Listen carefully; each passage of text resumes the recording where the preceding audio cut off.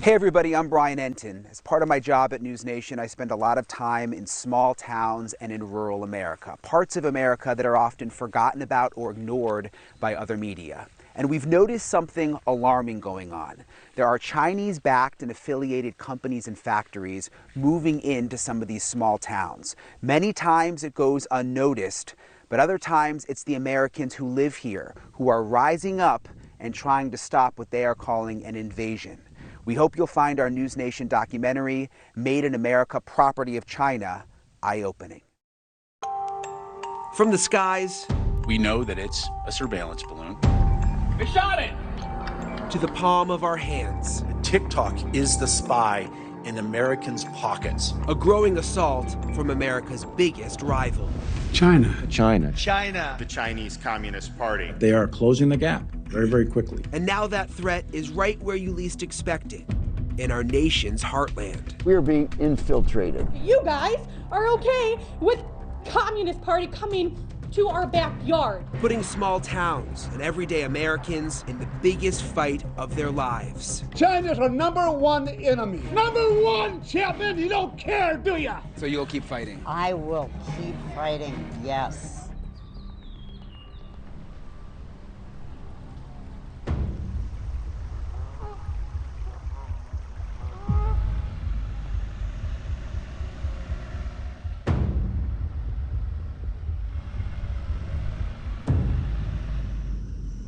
From above, it looks like the epitome of rural America. Picturesque farmlands sprawling acre after acre along the Muskegon River in western Michigan. And right on that river sits peaceful Green Charter Township. The rivers, the woods. People like the small town environment. We're a rural conservative type community historically. You can have a good life here. A small town environment made up of about 3,000 people, many who have lived here their whole lives. And it's where Lori Brock decided to call home. Is this like your little piece of paradise? It is. I started buying property 20 years ago to make this my home. And this is where I raised my daughters. And obviously you can see all our animals are here. And this is our community and this is what we love.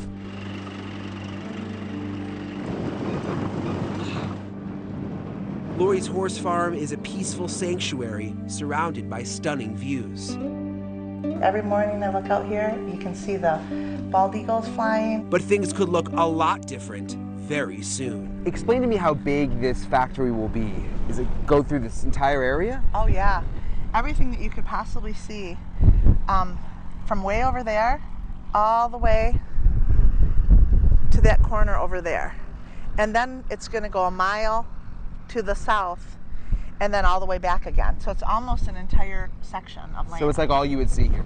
They're looking at 66 acres under a roof. She's talking about plans for a massive new electric vehicle battery manufacturing plant right here in small Green Charter Township. A $2.4 billion investment to the area called Project Elephant. 3 million square feet, which is equivalent to more than 50 football fields, promising to attract more than 2,000 jobs. So it's going to be an industrial zone with smokestacks and pavement, and that they're going to bulldoze everything, and they're going to bulldoze trout streams, and they don't seem to care. The project is already full steam ahead. In April, Michigan's Senate committee giving final approval, a single vote making all the difference, allocating $175 million in state funds and an endorsement from the state's governor, Gretchen Whitmer. I was proud to announce a $2.36 billion investment from Goshen to manufacture electric vehicles. And I got to be honest, I am proud that we are beating other states to locate those investments here in Michigan. All despite concerns about the company at the center of it, China-based Goshen Inc. It's all kind of mind-blowing. It's inconceivable. We're being infiltrated. It was this moment that turned a group of neighbors into teammates. Farmers, realtors, parents and grandparents, many who have lived in the area for decades, becoming allies as they sit at Lori's farm, organizing protest after protest to keep Project Elephant out.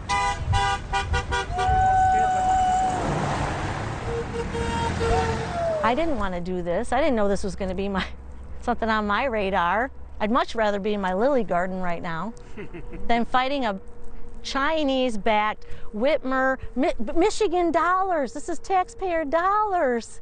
I mean, We have a say. That's our money. That money is going to Goshen High Tech, one of the largest power battery makers in the world, ranked 8th globally.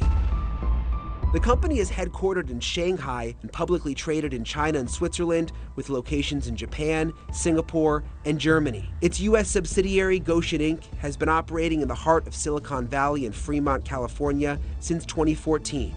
In 2017, Goshen acquired another facility in Independence, Ohio, before setting their sights on Michigan, which welcomed them with open arms. We think this is an opportunity to kind of reset. At the end of the day, growth is good, and it helps bring some energy into the community. It helps to bring new shoppers into the stores, new customers for restaurants. This will pull from the whole region, that folks who may be working 2 or 3 jobs right now may be able to come into our region, come in, get this education, go to work for a company that's going to pay them a living wage job. It's a game changer for those families. At first glance, the company seems pretty global, but we reviewed Goshen's corporate documents, and it says in black and white, the company shall set up a party organization and carry out party activities in accordance with the Constitution of the Communist Party of China. The company shall ensure necessary conditions for carrying out party activities. Goshen has not responded to us directly for comment about the communism clause, but at a virtual town hall, their vice president of North American operations addressed it. Despite what any current politician might say, there is no communist plot within Goshen to make Big Rapids a center to spread communism. In my opinion, I feel that it's highly problematic. Tracy Walder worked at the CIA, specializing in weapons of mass destruction and drones. She then became a special agent at the FBI, assigned to the Chinese Counterintelligence Squad, where she worked one of the largest Chinese economic espionage cases in the U.S. What's interesting in Michigan is they say that they're not a company owned by, Goshen is not a company owned by the Chinese government, but when you look into their corporate records, there's a very specific clause with an allegiance to the Communist Party. Of course. Is that normal? Of course, they're going to try to hide, their companies and their company's ownership, as far away from China as they can. But if you're pledging allegiance to the Communist Party, then you are beholden to them, and you are at whatever their whims may be, and that could be in terms of intelligence collection. What is your reaction to China, Chinese-affiliated companies coming into some of these small towns in mid-America and buying land? I see it as almost an escalation of their behavior, really where they started in terms of this economic espionage or espionage in general was really sending agents of China to the United States to steal things and bring them back. Now what we're seeing is them planting roots here almost in the United States and cultivating those roots and building sort of domestic networks. There is another troubling factor in all this. The planned factory would be built about 100 miles from Camp Grayling, where the Michigan National Guard is training the Taiwan military, and just 3 miles from Ferris State University, one of only 2 universities in the nation that have a partnership with the NSA for specialized training in space satellite cybersecurity. Do you think Goshen is a national security threat in Michigan based on what you know? I personally do. It's not to say that we can never have businesses come into these towns that are close to military bases, but this one is suspect to me.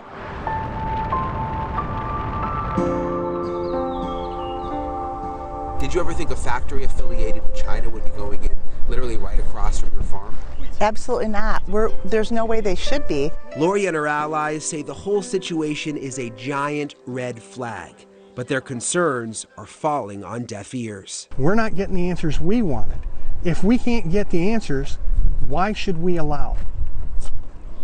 That doesn't make any sense. We're not stupid. We're not, we're here, but we're not stupid. Do you think they just think you guys are dumb because you live out here and they're just gonna... Yes sir, yes sir, yes sir. So why here? Why do you I don't know, other than somebody must be benefiting from it. We won't be, but somebody is. And despite Chinese spying concerns, other small towns in America have moved forward too. The question is, why?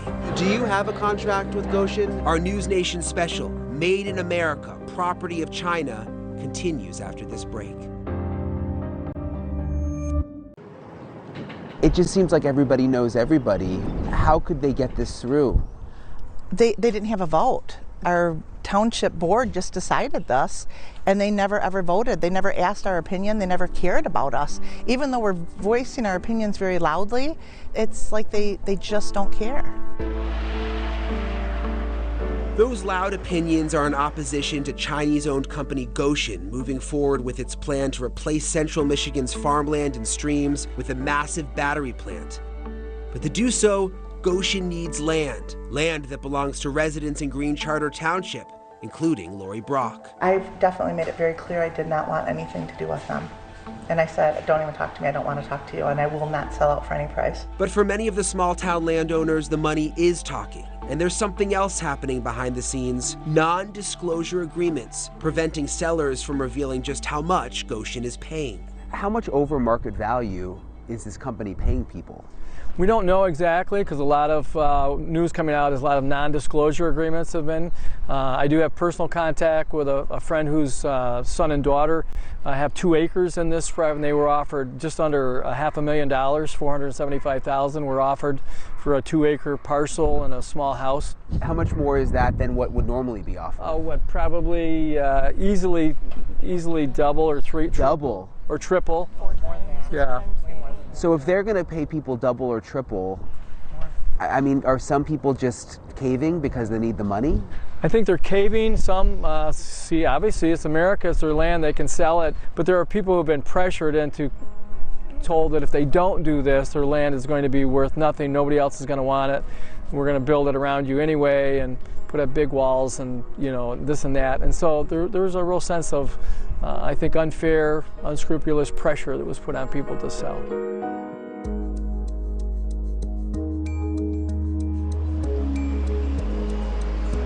It is a chilly evening in May, an hour before the next Green Charter Township meeting, and neighbors are already assembled. Hi guys. Hi honey, how are you? Hi, how are you guys? Ready to roll. All right. I think a lot of people are going to show up because I think they're very concerned about this. Well, it should be well past being concerned. This is a major issue.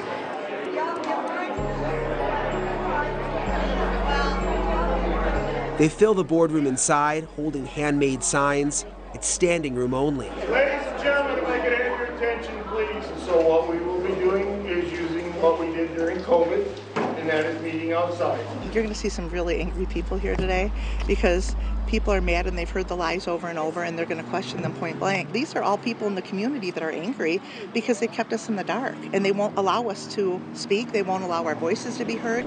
Okay, ladies and gentlemen, we do have a meeting to run. I just will mention that everybody has a right to speak, but everybody has a responsibility of respecting those that wish to speak. Longtime residents walking up to the podium one by one. I'm Bonnie Wilson, but I am a recovering bus driver, so I know you can hear me. Unleashing their frustrations and concerns about the Goshen plant's environmental impact on their homes. This is going to poison my baby's water. My grandson lives with me. I'm concerned about his health. I'm concerned about my own health because there is going to be contamination. Minimal, what do you consider minimal? Any contamination is too much contamination. You won't even let us have an alternative input. That's not fair. That's blocking us from important information and statistics. Not political, just facts. That's wrong. We have a right to know facts. A town feeling overwhelmingly in the dark. Obviously, you're not doing the will of the majority of the people. Traitors! You're doing what you want to do. And y'all should be ashamed. I'm absolutely disgusted with each and every one of you. And that only makes me suspicious and wonder what's in it for you. My grandfather built the home. Don't nobody want to sell that. Do you understand that? No, you don't, because you're filthy. You like money. And that's all I got to say. No more. They're worried the township board is playing right into China's hand. China's our #1 enemy. #1, Chapman. You don't care, do ya? You make me sick. You should get a communist flag up there and salute that. My family members fought communism, and you're bringing it right here. Could we go to China and buy land over there and put in a big factory? I don't think that they would allow us to do so. Everybody's entitled to an opinion, and guess what China's is?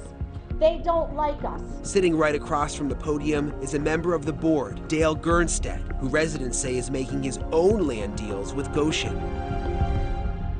Basically, it was coming about as long as 3 years ago, and so therefore being on the board and knowing this could be coming, he purchased 70+ acres in this land, sitting on it, knowing that he would have the opportunity to flip it for potentially a significant profit. We confronted Gernstedt at that meeting. Do you have a contract with Goshen involving your land? No comment. Did you sell Goshen your land? I don't know yet. You don't know yet? No. Do you think it's inappropriate to be on the board and be dealing with them in a personal business capacity? I will not vote. You won't vote? No. No. Have you already voted on anything? Nope, nothing. Nope, I abstain.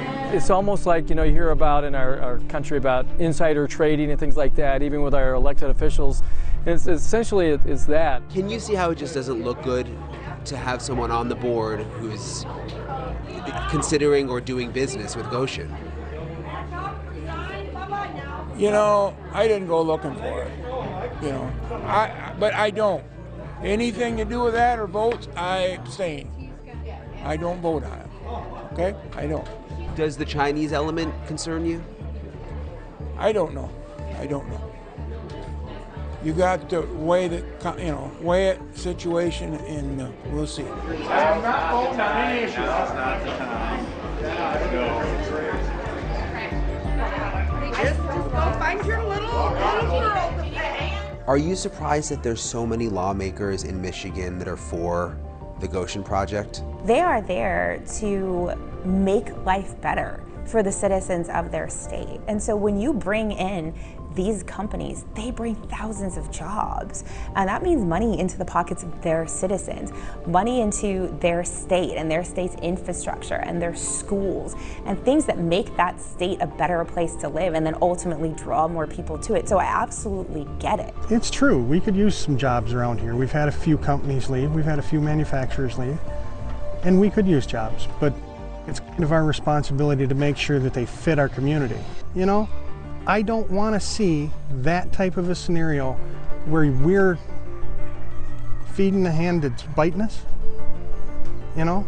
Jobs and money in forgotten Midwestern towns, but it comes at the risk of having China in your own backyard. And the battle for the residents fighting it gets personal. This is just an absolute harassment. Harassment and retaliation for the Americans standing up against the Chinese-linked project when our NewsNation special, Made in America, Property of China, continues after the break.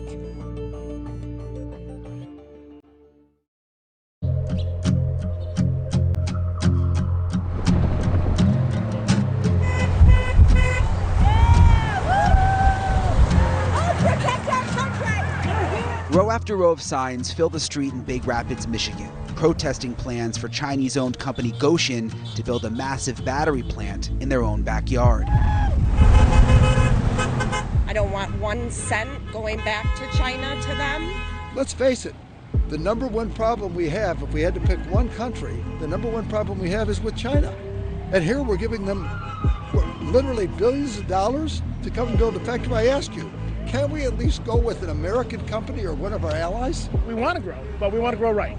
And in that group, you'll find Lori Brock leading the charge. We'll be forced out, absolutely forced out, because we don't want to live with that kind of pollution. No! Lori held a protest at her horse farm, drawing hundreds of people from across the state, including politicians. What about the spying consequences? I mean, how many abuses have we seen over the years from China? And they would just play by the rules? That makes no sense whatsoever. After that protest, Lori was notified by the Michigan Department of Agriculture and Rural Development that she was under investigation, the first time that's happened since she's lived here. There is no manure runoff in this pond. This is just an absolute harassment. The state says the complaint came in through the EPA. An inspector came out to Lori's property, but found no violations. We're struggling, you know, honestly. As the days and weeks go by, Lori fears she's running out of time and options. How can you stop it?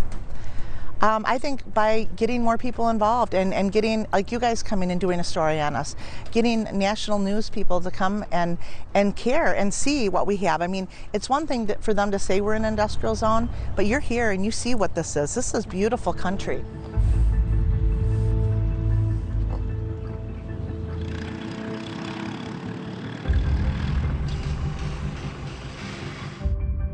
Back in 2004, I raised my hand and put my hand over my heart and swore to defend this nation from all enemies, foreign and domestic. Now it seems like China, the foreign enemy, is coming in, and it's domestic that's letting them in. And they are getting off on the fact that you guys are okay with Communist Party coming to our backyard. And this scene in Michigan is playing out in more and more cities and towns across the United States. Chinese-based companies own more than 383,000 acres of U.S. farmland. According to the USDA, almost 3/4 of it is in the South. A little more than half that land is owned by Chinese investors. The rest is owned by U.S. corporations with Chinese shareholders. And while that's less than 1% of total foreign-held U.S. land, the rate of these purchases has significantly gone up. Chinese ownership has increased 55% over the last 5 years. Is there something about this moment that we're living in right now? Because it does seem like these Chinese affiliated companies seem to be buying more land, or at least we're hearing about it more. The issue of China, the issue of national security, all of these things, in my opinion, have become hyper-polarized and hyper-politicized. And I think China seizes on that opportunity. Right now, there is no federal law that stops foreign countries like China from buying U.S. land, though there have been several attempts in Washington, like a bipartisan bill in the Senate that would prohibit nationals of China, Russia, Iran, and North Korea from buying agricultural land in the U.S. Former President Trump has vowed to make it a priority if he's elected back into office. China does not allow American companies to take over their critical infrastructure, and America should not allow China to take over our critical infrastructure. Do you think the federal government should step in, that there should be some kind of federal law keeping an eye on these Chinese-affiliated companies coming into these towns? It's interesting. Yes and no. I think if the federal government does step in, that interference, or however we want to refer to it, needs to be the same across the board. Because if we look at in about 2017, when the Chinese tried to establish a garden, very close to the Capitol, and the FBI, they actually went through and bought the property. It was on the highest vantage point in D.C., and the FBI actually went through and asked the Senate to stop the sale because they found it to be a security problem. And so I think it needs to be across the board. We have to be careful. We don't want to tell the Chinese, hey, you can't do business here at all, because we rely on them sometimes, to do our business. So clearly there's going to be a reaction. The federal government has yet to take significant action, but now states are taking the matter into their own hands. So in Florida, we say not here, not on our watch. Can states stop China on their own? And are new laws too little, too late? Our NewsNation special, Made in America, Property of China, continues after this.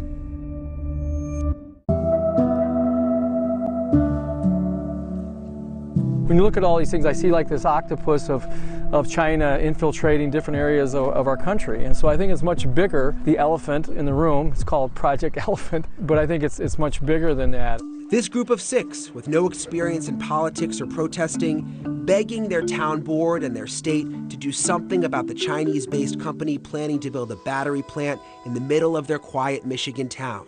I think this is just a snowball of bad decisions. With Chinese ownership of U.S. land increasing, 24 states in all have taken some sort of action to restrict foreign investment in agricultural land. The most recent, Florida, which has the 5th largest percentage of reported foreign-held agricultural land in the nation. And so in Florida, we say not here, not on our watch. Governor Ron DeSantis recently signed legislation to limit Chinese purchases of ag land, as well as land near military bases and critical infrastructure. Elites in our own country for a generation have sought short-term profits over long-term U.S. interests.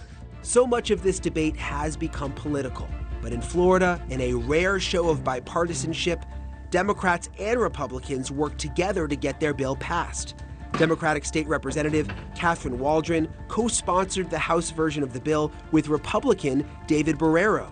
She says it's not Democrat versus Republican, it's the U.S. versus the Chinese Communist Party. We've kind of seen that to them the rules don't apply, and I've also talked to a lot of Chinese Americans who feel that they came here to escape the CCP, and they fear retribution. Is it possible that these Chinese-affiliated companies don't have ill intentions, that they're just moving into these towns to create jobs and be part of the community? That's what a lot of them say. In my opinion, no. Just in my experience, both on the CIA side in terms of working with their intelligence capabilities, and then on the FBI side working in counterintelligence against them, I have never found the Chinese to do something here in the United States that doesn't also benefit them. Representative Waldron says the bipartisan bill should be a model for more states to set aside politics when it comes to China. I'm very proud of this bill because I think it's the most comprehensive in the nation. Hopefully other states will follow us. And I think it really increases the security of our state and our nation. And I think that's what we need. We are seeing individual states take action in certain states, Florida, Alabama. Do you think that's a good thing? You know, I think for the federal government to come in, tell a state, tell private businesses, tell small towns what they should and shouldn't be doing isn't going to go over well, right? Because the reality is the federal government doesn't necessarily know how desperate some of these folks are for jobs and for these opportunities. But these types of actions can have consequences. In Florida, their new law has already received backlash. A group of Chinese citizens have sued the state of Florida, saying the new measures are discriminatory. The 4 plaintiffs are represented by the ACLU, which says the law unfairly equates Chinese people with the actions of their government. What's the balance between protecting national security, but also not really discriminating against a certain group of people? Because a lot of Chinese Americans are very uncomfortable with this conversation. We can't be discriminating on people based on their race and ethnic origins. And I think the issue, in my opinion, is with the companies, these large companies themselves and the owners of these companies. And it's less about the Chinese who live here and work here and contribute to our society and are very much Americans, just like anyone else.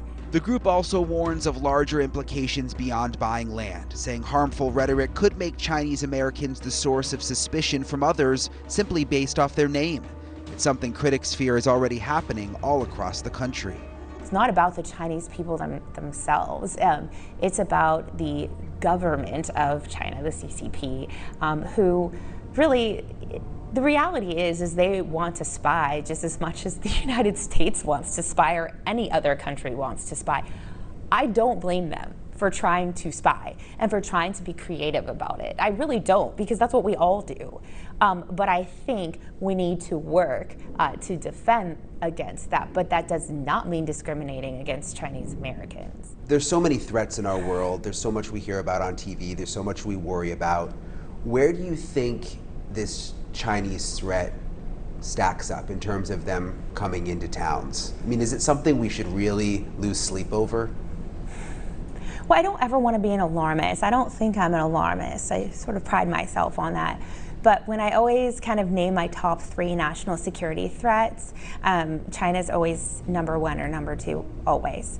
And so look, I'm not saying that it's something that needs to keep us up at night, but sometimes I think that we really focus on sort of the wrong things, and we're not thinking about the things that in the long term, we need to keep our country and our ideas, quite frankly, safe. Keeping our country and ideas safe is not easy when it comes to China. But one town fought China and won. USA! USA! We're celebrating great victory. When our NewsNation special, Made in America, Property of China, continues after the break.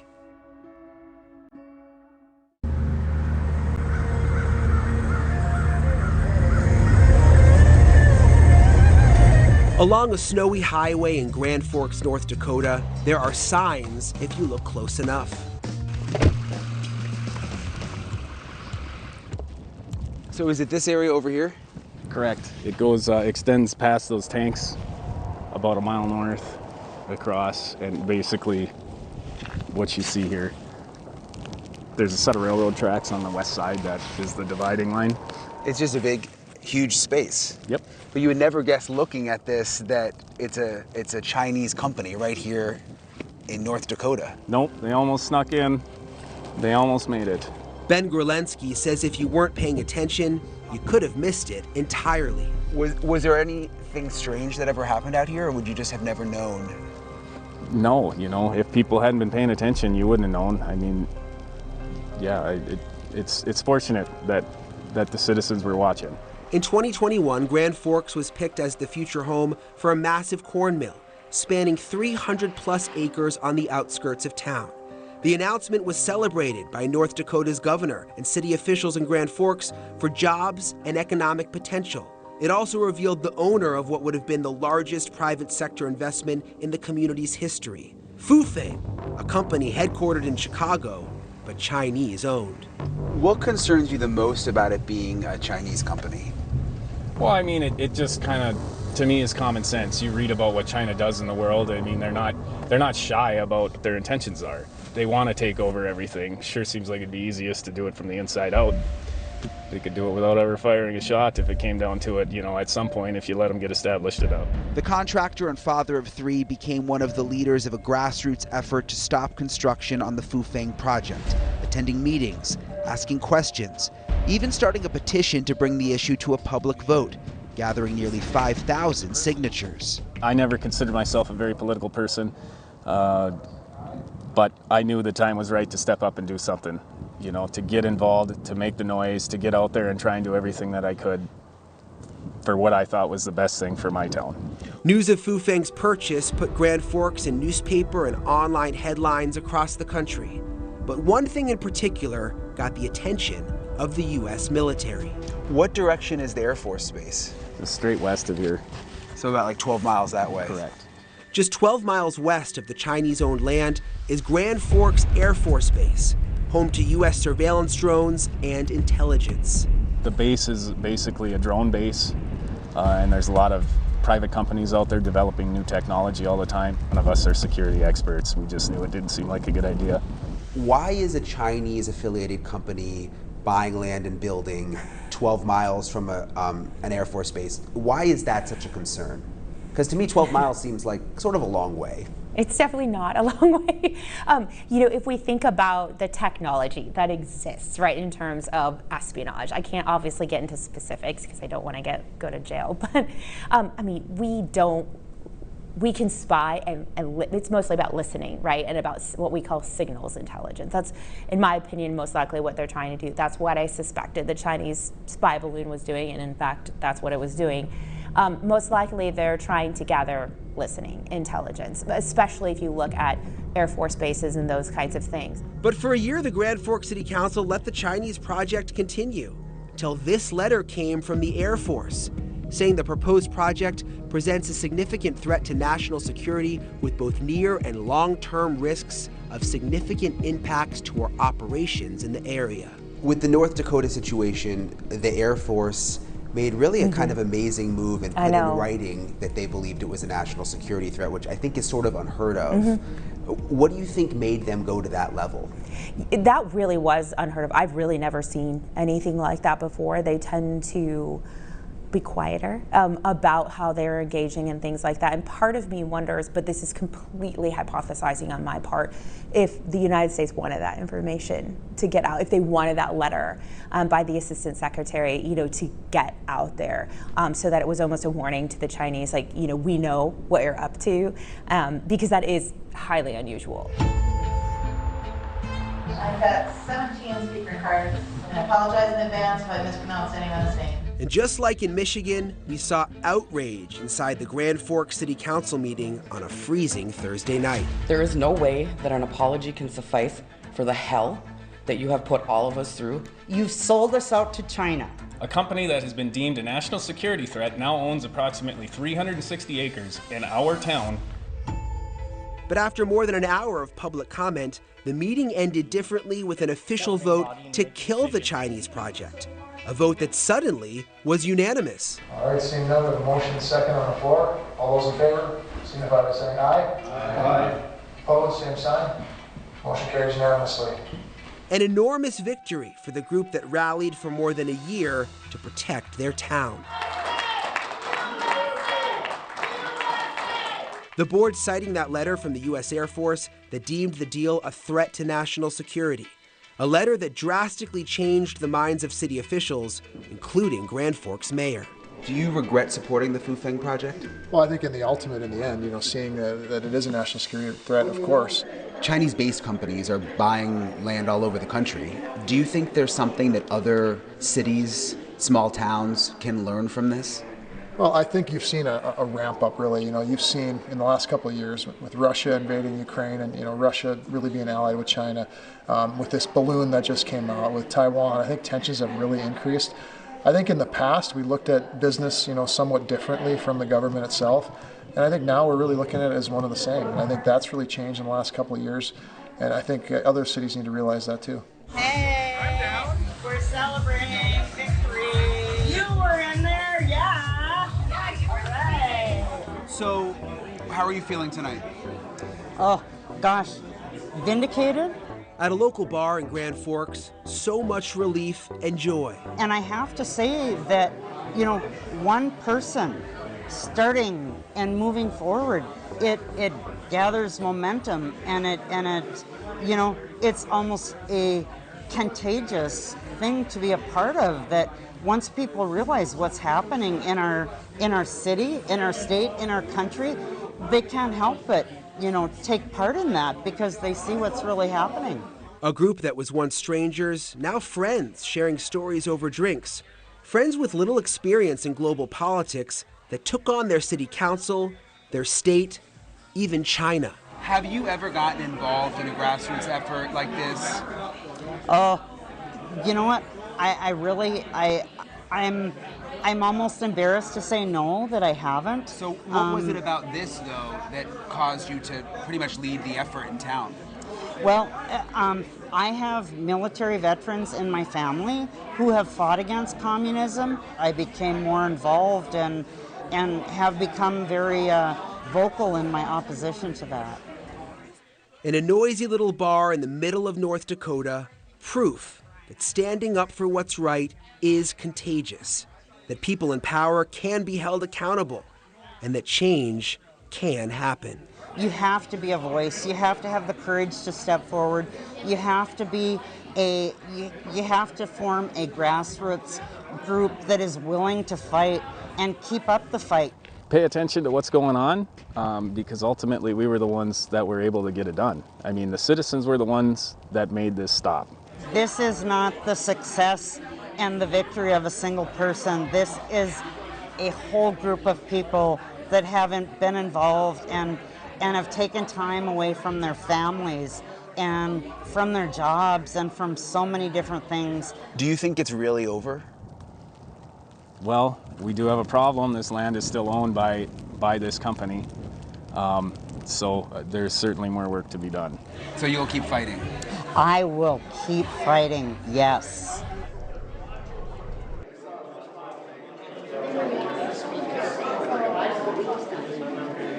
The fight continues in Green Charter Township, Michigan, too.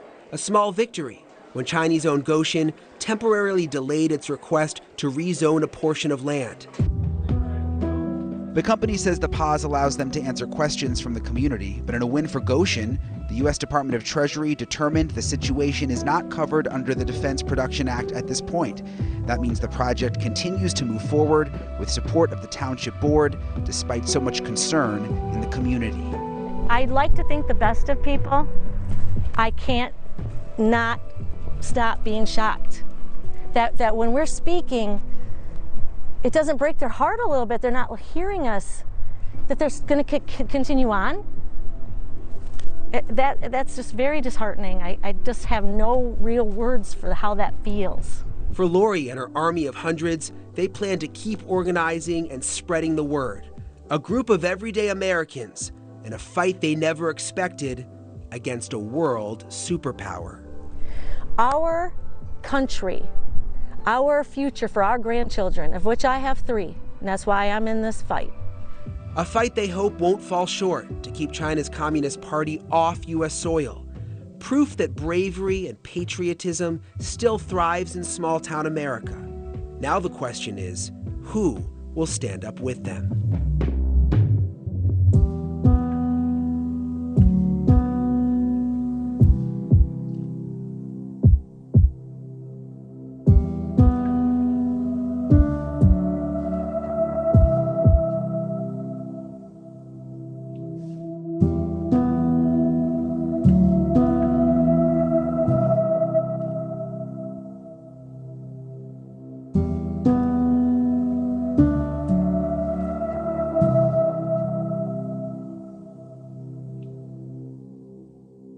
I just want to make sure I understand. So once you get enough signatures and you turn it in, like the 417, does that mean that there'll be an election, a new election? Yes. Is that what that means? Yep, that means that we can go to an election in November and have our own people run against them. You know what I mean? And get rid of these people. And that's what we wanted all along, is to have a voice in this.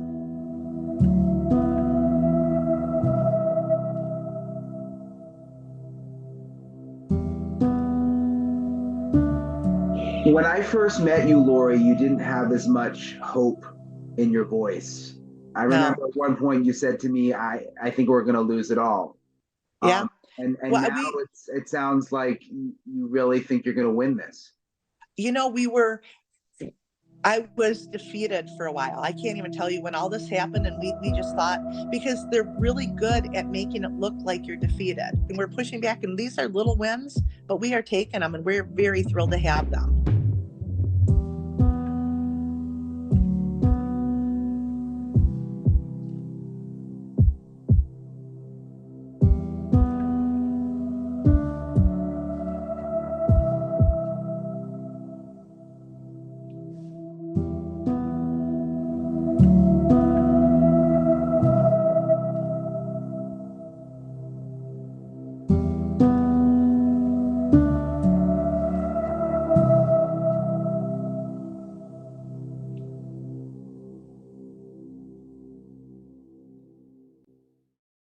Thank you for watching. Go to newsnationnow.com to find NewsNation on your television provider. And don't forget to click the red subscribe button below to get more of NewsNation's fact-driven, unbiased coverage.